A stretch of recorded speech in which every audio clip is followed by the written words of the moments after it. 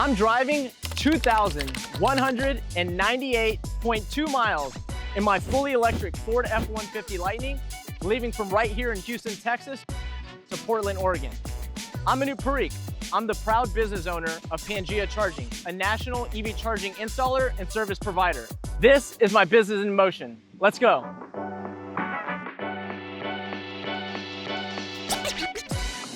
All right, we are here at Hart's Car Rental, essentially in the greater Phoenix area. About to interview one of the founders and owners, Max Hart. It's pretty obvious what they do here as soon as we pull up. Teslas galore. Here we are at Hart Car Rental headquarters, I believe, but we're gonna go find Max and see if we can chat with him in more detail.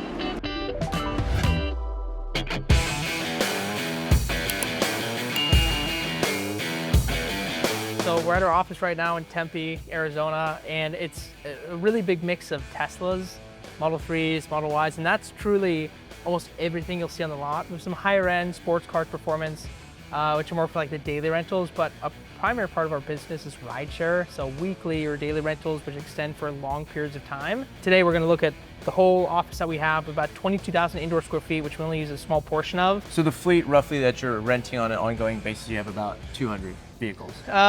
It's closer to, we rent out about 300 cars out of this office. Wow. But we only have in this office right now, and we can see it on our tracker, which I'll show you a little later. Okay. It'll show we have like 60 cars here right now. So it's interesting. They're basically always on the road, so the chance that you have them on the lot is very slim. Slim. Very high utilization. Well, I'd like to see everything you have to show us. Yeah.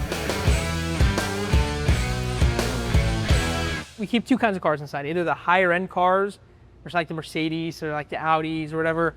And then we also keep cars that are charging inside. So we have 6 level 2 chargers. So we typically have them all used. I guess right now maybe we have a lot that are already charged, but we almost always have them all plugged in. Okay. So we have obviously this level 2, which this is a Ford. I don't know if we have a Ford one right now. We have plenty of Tesla. Interesting. Is that one? So it's actually charging the Tesla. Yeah, it's actually charging the Tesla because we have these little converter bits. Every Tesla we equipped with one of these, just so they have the option to plug into non-Tesla chargers. So level, you're giving them level 2 adapters in every Tesla. Yeah. Okay. And they probably rarely use it. Right. But it's nice to have the option because in the chance they need it, they always call us. Right.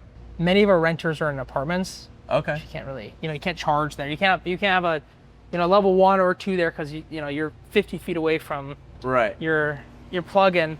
But I'll show you of course, you contact Pangea Charging, which allows to put in level 2 chargers at apartments. 281-846-4404. Again, that's 281-846-4404. Tell them the EV dude sent you. And now back to your regularly scheduled programming.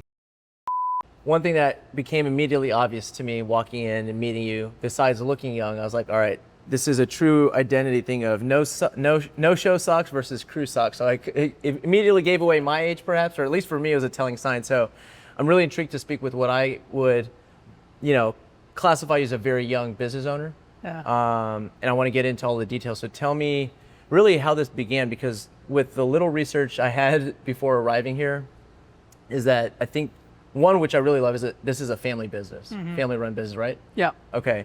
Tell me about that family business. How far does this go back? What did it start as? And what has it become? Yeah, well, first off, I am young. I grew up wearing high-waisted socks, so I did too. I get crap for that for sure, but it's funny. This started back in 21. My brother and I have always been into cars. Families in the car business, between like working at dealerships. Both my parents worked at dealerships growing up. Some of my family owns dealerships, so like a ton of car history in our family. And so in 21, my brother sent me a video of this guy that had started like a Turo business, and he's like, dude, we should do this. We have a little extra cash, like let's get into the renting business. And at the time, he was working at a dealership as a mechanic, and I had started a video production company, so I was running that. Okay. And I was like, sure, side hustle, like we have some money saved. And you're like 20, yeah, I mean. We were probably 20. Are you and your brother similar ages? Similar, he's 3 years older. Okay, got it. So we bought our first car, and it was a Slingshot, which is like a 3-wheel car, no roof, no AC. Like the worst car you could buy here is a manual transmission It's like Okay. all the worst characteristics of like a first rental car. Okay. But we made enough money to where like this is a good idea, even though at the time like looking at the revenue of the first car, it wasn't great. So we were like, okay, let's buy more. And so we kind of of snowballed. slingshots or just no, cars? just normal cars. Alright. So we snowballed it into a lot of economy cars. So we used our own cash. I remember for one of the first cars, we needed like an extra couple grand. So I asked my mom, I'm like, Mom, can you loan us the money? I'll pay you back like right when we get it. And so we did. She lent us like $3,000, which is great. That's one of our first cars. What car was that? That was a 2016 Ford Fiesta. Okay, so we like- are talking about economy. I just want to make sure. I'm true thinking like economy. Toyota Corolla. True economy. I mean, all these cars are under 10 grand. Okay, cool. And so we've always used the idea of let's keep the money in the business. So in the beginning, we took no salary. Like we didn't take any money from the business. We just kept rolling it in to keep the profit in, keep buying cars. Smart. We got up to, I think, 20 or 30 cars. Then we started taking a little bit of money. I think we're making like $1,000 a month each. Just taking a minimum. We're like, okay, let's just have our side jobs, have this, make a little bit of money for us to survive, and then keep the rest of the business. And then at some point, we got up to like 60 cars, which is getting investors like give us cars and we'll rent them out for them, which is a large part of our business actually, Is what? managing cars. So a lot of the cars you see here today, especially the higher end cars, Okay. are all people own the cars and they give them to us to rent out for them. So And a then lot you of take a cut management from that. and we take a cut. Got it. And then more recently, we had an investor who wanted to buy cars in bulk. Okay. And so he said, let's look at buying a couple hundred cars together. And so that's what we're in the middle of doing right now. We have 165 with that individual, and then we're about to do a purchase of another like 100 with him. I can't help it, like what you just last said. It's almost like that model is interesting. You're almost like a property manager. Yeah, of, yeah. Someone gives you an asset, and you're like, I'm gonna do what I need to make money, right? Exactly. And when we first got into the business, I didn't want to do that. I never wanted to manage people's cars for many reasons. I didn't want people to look over my shoulder and say, it's not doing good enough, or asking questions about. I wanted to control my business, not have people look over my shoulder. Right. And then we came to the point where we had a friend of ours say, "Can you manage this car for us?" And we decided to do it. And we were starting to make money, and it was a little bit less than owning a car, maybe like 20% less. But we have less risk because we don't have depreciation risk, we don't have mechanical risk. So it really de-risked us from owning cars. So from that point, we decided to like push really hard into managing cars versus owning. Okay. And so that's what you did, the exotic cars. Yeah, which was the exotic cars. Okay. Yeah, it's exotic, higher end, and then a lot of the Teslas too. And so now you have a fleet of both exotic cars. When do you get to, and tell me if there's things I'm skipping over, but now you've got that business up and running. When do you get to electric, and why do you get to electric and obviously all these Teslas? We didn't get to electric until about a year ago. So Okay. it's really new for us. So And 2024. yeah, 2024. And it didn't happen, maybe it's a year and a half, because it didn't happen until we started working with, there's two companies out of this office technically. So there's Justin with EV Access, then there's us, Hart Rentals. And I never wanted to do electric cars. I always thought it's difficult with charging and the infrastructure. And Justin only had electric cars. So it's very different. We're very opposites. And we had like the higher end cars and the gas cars, and he had the fully electric. And so we partnered in on location, which this is our second location together. And he was preaching the idea of electric. He never pushed us to do it, but we were looking at his numbers, and we're looking at the idea of like low maintenance, very simple. And we had tons of chargers at the last location similar to this.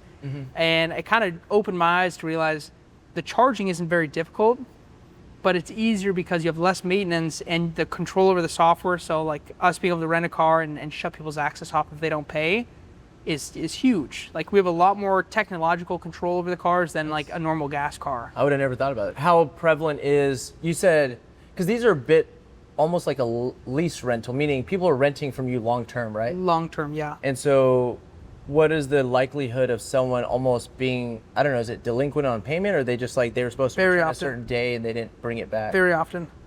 Is it delinquent payments, or just like they didn't Both. bring it back? Okay. Both. Yeah, that happens every day. And so then you do what? You have I don't know, how do you turn off the car? What is it? That's a good question. So you rent a car from me. Okay. I'm going to send you a virtual key on your phone. You'll never see a physical key. A virtual key on your phone. Okay. It'll be set for a certain term.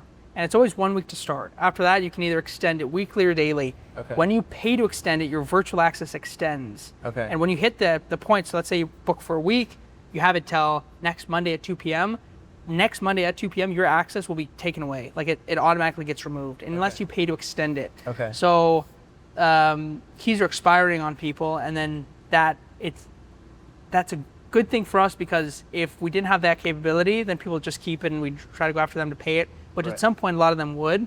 But this kind of forces them to, wait, my car's not working. Right. Wait, what's wrong with the car? And then they call us, well, you have to make your payment. You didn't pay your car, and then they pay it. I think this is part of what happened to Hertz, because big news. Hertz bought 100,000 Teslas. They probably only received 50,000 of them. And electric cars are hard unless you have the right technology in place. Right. And I'm assuming they were giving physical key cards, like physical car keys, like any normal car. But on top of that, supercharging. So you rent my car, you go supercharge it. At the end of your term, this is what Hertz would do. This is what we do.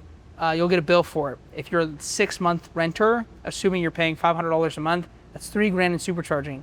If you're a rideshare driver, at the end of your 6 months, you don't have $3,000 to pay in supercharging. There's no possible way. Right. So Hertz, at the end of these terms, they were sending these big bills for supercharging that they were floating, they were covering the cost of, and the renters couldn't pay it. So if all these people that got sent these huge bills for not paying supercharging during their term, and they lost out on, I don't know the amount. I mean, it's upwards of 8 figures, I'm sure, no question. I mean, it's gonna be a lot of money. I hadn't heard that. That's like actually really interesting, because everyone on my side of the industry, like, just charging, like, oh, they weren't set up and they didn't communicate, which I have a lot of questions of, but that's the first time I ever heard that. So that's pretty fascinating. So they long-term renter, 3 months, you're saying they would just rack up the supercharging bill. Hertz is floating it. Yeah. And of course, and you're saying it was a lot of rideshare drivers. Yeah. Okay. They're doing some rideshare drivers. Okay, and they couldn't, fulfill the bill at the end. Yeah. So do you think that's what sunk them in that business of renting EVs? I don't think that helped. Yeah. I don't think that helped at all. I think that was, in my opinion, from what I've seen and from what I've heard, that's probably one of the biggest factors. And they didn't have the technology to solve it. Now there's some companies that are out there that we partner with that like can solve it for you. Right. But I don't, and they were still out there when they were doing it, but they didn't figure it out. Right. And so that's why they sold. They don't have any Teslas anymore at all. I mean, maybe they have a couple, but when they were selling them, we were buying them. We were buying part of their inventory. We only got like 20 of them, which I wish we would have bought more. We're in pretty rough condition. I did hear about they were torn up or. Yeah, I know a guy that bought like 1,000 of them, and he just resold them at his dealership. Okay. But yeah, that was crazy for them. I'm sure they probably lost a lot of money, because when they buy from manufacturers, you get a discount when you buy, 100,000 or tens of thousands, because they buy such big orders. Right. But Tesla doesn't do that. I think they maybe got like $1,000 off a car or something.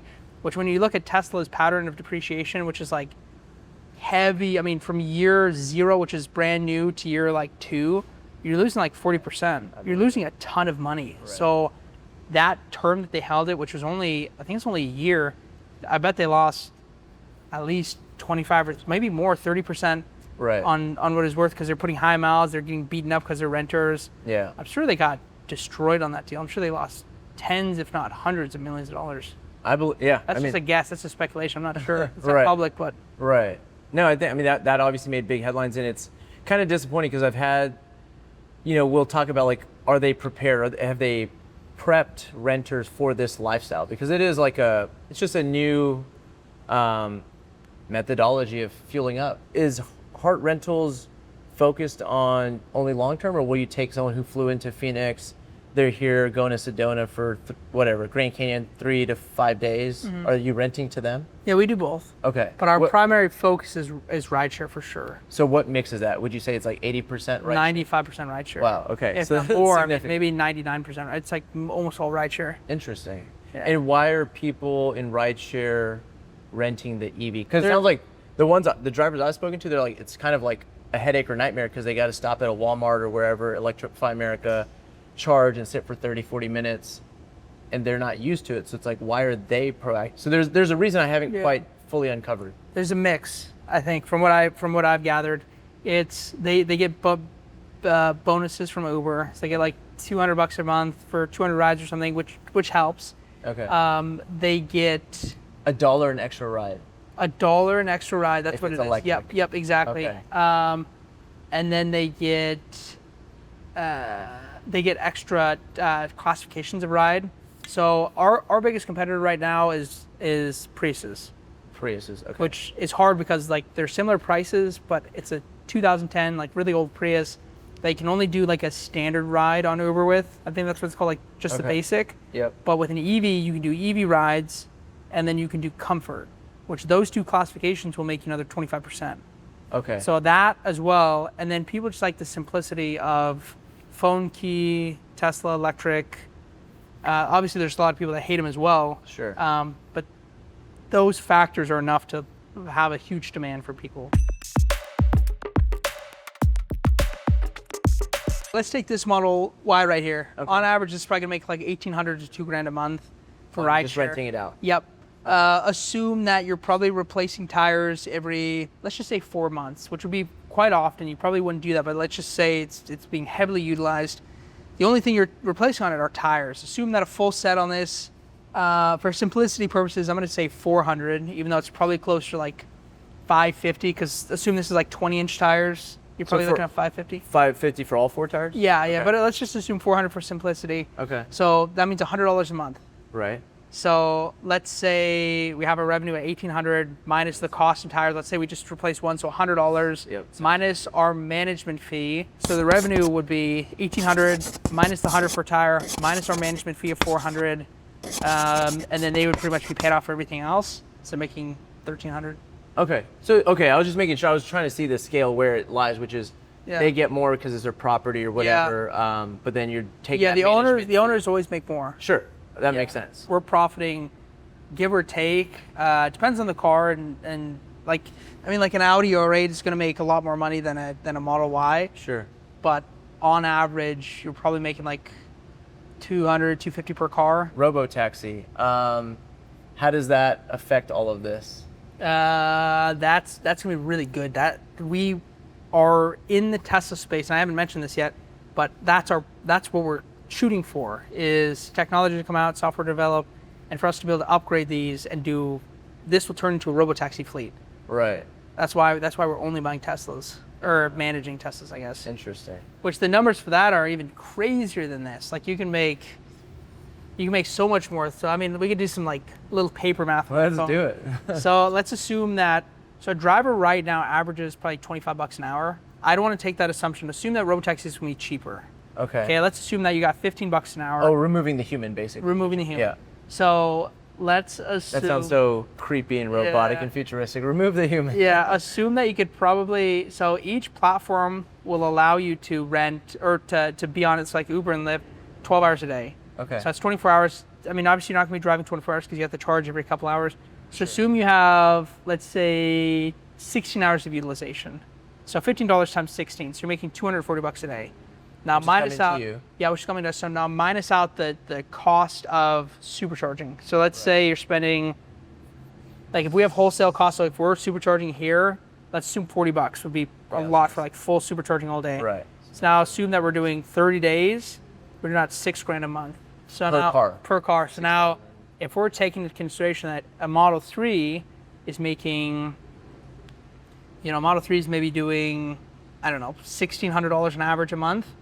We're going to be doing, divided by 1,600, it's like 3 to 4 times Right. the revenue. And the profit's going to be, I mean, almost the exact same. Or not, sorry, it's going to be much higher. I was thinking Right. about like our cost in the vehicles. Right. Like we're still paying for the tires, we're still paying for the maintenance. So there's really no difference in what our cost will be, except for it'll be increased based on utilization, like no drivers driving 18 hours a day. Right. Or 16, remember, I think we put it at 16. But then if you get 20 hours driven on a day, like now you're talking about, I mean, multiply that by, 25%. That's So now you're talking about, what does that come out to? 1,500, that's $7,500 a month per car. Now you have, 1,000 cars, right. big money. That's interesting is that this is basically another land grab kind of opportunity, right? It's Yeah. whoever can get their hands on as many Tesla cars and turn it into a robotaxi fleet, right? Yeah. I mean, that's almost, I assume, what Elon has been pitching for those who want to do this, right? It's like, Yeah. this is a money-making opportunity. And I don't know what it's going to look like. I mean, it's hard because Tesla is going to have so much control initially. Like if they build the platform like the Uber platform, Then they control what we get paid. Yeah. They control the utilization. Like there's so few factors that we can control in a situation like that. How would they meddle in it though? They say, you know, we're gonna use your car on Robotaxi, and you're gonna get paid 15 cents a mile. Like that's it.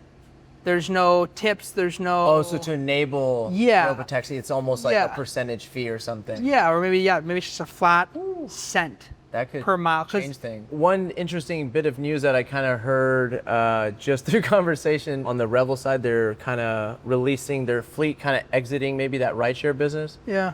What do you know about this, and how's that play into Hart Rentals? Revel basically getting out of the. I know. It seems like an awful lot of Teslas that they might need to give up. Any interest? Yeah. I know a lot more than I probably should about that, about like what's going on and kind of like their background in what's happening. But I will say you're right. They're getting out of the space. They started as obviously a electric bike company. Right. Then they turned into like an Uber competitor, like a platform. Right. Was the initial idea. So they had, you know, I'm a driver. I sign up. I want to use Revel and like use their platform to like pick up people. Right. And then it transferred to hiring drivers.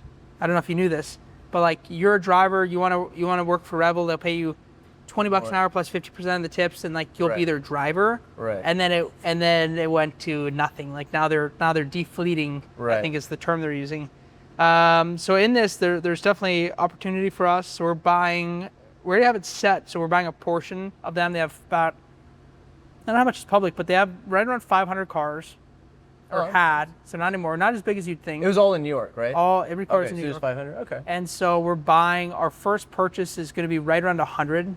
From Revel. From Revel. Okay. When you have a company like that initially used it for taxi purposes, and I can't confirm this yet because I'm not far enough into the deal, you assume taxi on the registration because like it was used for taxi service. Like let's assume you're buying a yellow cab, right? They have yellow cab on the registration. It registers as a taxi car, and what that does two things. It makes it difficult to get insurance on it, depending on like whether it's personal or business, but it also makes it harder for resale. So when you look at, like if you take a car that has been in taxi service to a dealership, they're much less likely to want to try to buy them. Interesting. Because what dealerships and Carvana would look at is they look at the usage, and the usage being like high mile, kind of like Airbnb. It's much more beat up or used than like a normal daily Tesla. Yeah. So we're still new into that. I don't know a lot, but the only thing I do know right now is like we're trying to buy 100, and we're coming close to finalizing that deal. Okay, that's big news. So maybe if you're someone out there watching and have a Tesla to sell, I think you might be interested. Yeah, we might buy them. Numbers of them. Yeah, we don't. Yeah, we've tried the game of buying one-offs. Yeah. But it's really hard. It's time consuming. Like in the last year, the smallest batch of cars I've bought in is like 20. So yeah, we've always, especially recently, we've gotten into the mentality of like we want to buy volume. It's just easier. It's easier because you can typically get a better rate, but then as far as like manpower to do it, it's infinitely easier. It's going to take me literally 100 times longer to buy a car individually versus buying them all at once. So we've obviously I think we've been in kind of Arizona for 3 days now. Where do we stop? I guess really Tucson. And then we made our way here today. Yeah. So I haven't had issues charging, but that was very conveniently solved by overnight hotel charging level 2. Nice. I love That's that huge. because it actually lets you get to 100%. Yeah. And so that's nice because otherwise we're just filling up to 80 and continue on. So what's your opinion? Because right now you're kind of in a way renting these cars out. You're somewhat dependent on infrastructure. Now I know it's Tesla, and so there's going to have superior built out charging network, but what are you hearing from your customers, and where do you think we are in the state of Arizona in your market of kind of Tempe, Phoenix charging infrastructure? Yeah, two thoughts. They take too long to charge, in my opinion, and same with the drivers. Obviously, everyone would love like a 2-minute charge, which I know is coming, but not yet. So when you say that, you mean specifically fast charging, level 3? Yeah. Like you should be able to go plug your car and it should be done in like 5 minutes. Okay. Maybe 10. And I think the second thing, obviously everyone wants more speed, everyone wants things to be better. Sure. I think the hardest part right now is, especially Tesla's, because that's really what I can speak for, not any of the other chargers, because I don't know much about them. But Teslas, there's not enough of them here.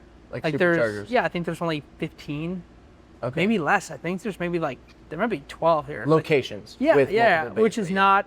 And you look at gas stations, there's one on every block, maybe Exactly. 2 on every block. Like there's so many. Yep. And so I think when you look at smaller towns, and I'll give one town for example. There's a town called Maricopa here, Okay. which still has maybe, I don't know, maybe 50,000, 25,000 people. So it's a fairly big town. There's no Tesla supercharger there. And so we have like 4 renters that live there, and they're like, I can't charge here. I gotta drive up to Phoenix, and then I gotta drive back down. I'm like, that sucks. And then they have a charger in their garage or something. Yeah. But I understand it. Like, your charging company, your main focus is build for the masses initially, and then build out to the smaller towns. Like you're not gonna start with small towns on like electric charging infrastructure, but there's definitely need for it. So we're kind of in this like gold rush of like people building out these superchargers, and I think they just need to keep building them quickly because there's definitely a need now, but ongoing there's just going to continuously be more and more of a need for them. And so, of course, that it's always, I'm one of these like outliers, I feel like, because everyone's always focused on L3 fast charging. And that makes sense, I think, even for these drivers. But if they're like rideshare drivers, overnight charging, like most of them don't have access from what you're hearing. Like it sounds like you said they live at, I don't know, rental homes or apartments. Yeah. Or what's the situation? Yeah, most don't have access to level 2 because they're in apartment complexes. Okay. So they Wild. Yeah, and because that's my first thing. I'm like, if you're having trouble charging, you should charge overnight. You should do a level 1 or level 2. And I explain to them, I show them. I said, well, I live in an apartment complex. Like the closest charger's 50 feet away, so I need an extension for level 1. But then I'm only getting 3 miles an hour. Yeah, you're getting nothing. And so there's definitely a need for that. And I don't know what that looks like yet for them, but yeah, there's definitely a big need for that. Well, it looks like them calling Pangea charging and getting some level 2 charger at their apartment. What are you waiting for? Time's a ticking. Call now or visit PangeaCharging.com to learn more today.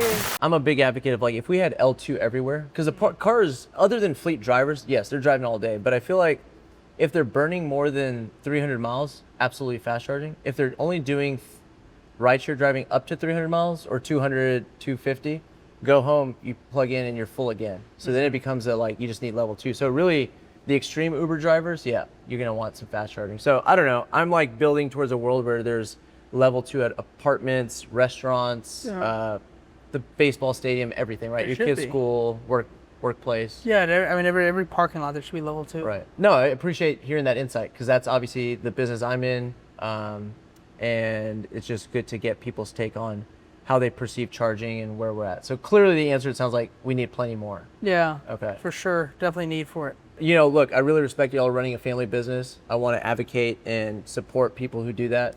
So where can folks watching follow your journey, continue to follow Hart Rentals? Yeah, I think the best place is probably our YouTube. We've had a YouTube since the beginning almost. It's called King of Rentals. King of Rentals. On YouTube. And that we pretty much just do a video like once or twice a week. Like, what are we doing right now? What are the issues we're facing? Okay. So it's for seeing our progress and stuff in the best place. On the YouTube channel? Yeah, YouTube channel. Okay, King of Rentals. All right, go follow King of Rentals. Max, it was a pleasure. I'm glad you made time to chat with me. Yeah, it's fun. Appreciate it. Yeah, thanks for sitting down. Yeah. And off we go, working our way further west towards California. Stay tuned for our next video where our road trip takes us to a full-service EV charging center, where I speak with the COO, get a full tour of the newest location, and get VIP treatment, including a fast charge, car wash, and healthy snacks. You're gonna wish this concept existed all over the US. See you on the road, and don't forget to like and subscribe to see more content like this.